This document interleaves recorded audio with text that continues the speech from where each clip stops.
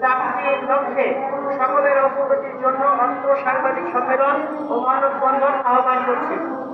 রাষ্ট্রযন্ত্র ও সকল প্রকার আইনগত সহায়তাকারীদের সাহায্য কামনা করছি।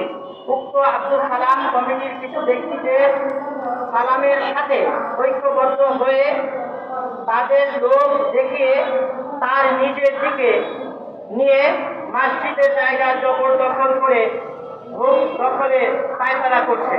মসজিদের ভাড়াটিয়াদেরকে জোরপূর্বক সরিয়ে মসজিদের নিয়ন্ত্রণহীন দালান ঘর জবরদখলের প্রচেষ্টা চালাচ্ছে। আমরা মসজিদের প্রতিপক্ষে উচ্ছেদের প্রচেষ্টা হতে অব্যাহতি চাই।